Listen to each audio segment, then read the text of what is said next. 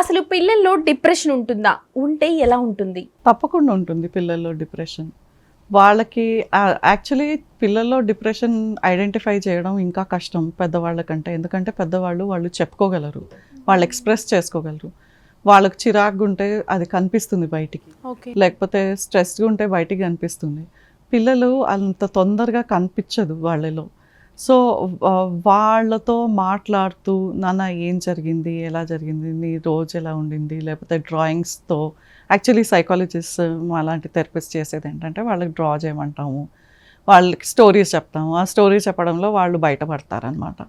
So వాళ్ళకి depression ఉన్నదా ఉందా లేదా అన్నది కనుక్కోవడం కొంచెం కష్టమే, కానీ ఉంటుంది.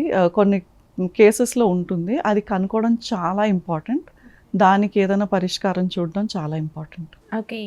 సో పిల్లలు డిప్రెషన్‌లోకి వెళ్ళడానికి ప్రధాన కారణాలు ఏమిటైనా ఉన్నాయా మ్యామ్? చాలా ఉన్నాయి. ఒకటి, వాళ్ళకి కావాల్సిన ఎఫెక్షన్ దొరకట్లేదు అని వాళ్ళకు ఫీలింగ్ ఉంటుంది కొన్నిసార్లు. పేరెంట్స్ ఎఫెక్షన్ ఇచ్చినా వాళ్ళకి కొన్నిసార్లు నాకు అది సరిపోవట్లేదు, నాకు ఆ లవ్ ఆ ఎఫెక్షన్ సరిపోవట్లేదు అన్న ఫీలింగ్ ఉంటుంది. అంటే వాళ్ళపైన ఎక్కువ అటెన్షన్ ఉండాలని వాళ్ళ కోరిక. పేరెంట్స్ వాళ్ళ బెస్ట్ చేస్తుంటారు కానీ పిల్లలకి అది సరిపోనట్టు ఉంటుంది కొన్నిసార్లు. అదొక ప్రాబ్లం అయి ఉండొచ్చు.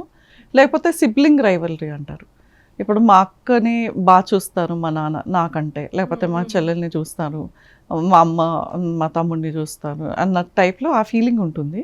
దానివల్ల కూడా వాళ్ళకి కొన్నిసార్లు సైలెంట్గా అయిపోవడము, డిప్రెస్గా అయిపోవడము, ఇలాంటి సిచ్యువేషన్స్ ఉంటాయి.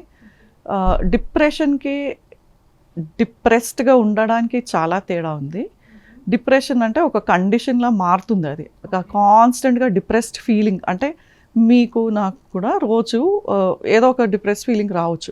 అరే ఇది ఇలా జరగలేదు, అదొక 2 days 3 days ఉంటే పర్వాలేదు, దానికంటే ఎక్కువ ఉంటే అది డిప్రెషన్ అయిపోయినట్టు. సో డిప్రెస్డ్గా ఉండడానికి డిప్రెషన్కి చాలా తేడా ఉంది. ఓకే. సో ఆ టైంలో మనకి వాళ్ళకి డిప్రెషన్ ఉందా లేకపోతే డిప్రెస్డ్గా ఉన్నారా అని చూసుకొని దాన్ని బట్టి మనం ఒక పరిష్కారం చూసుకోవాలి.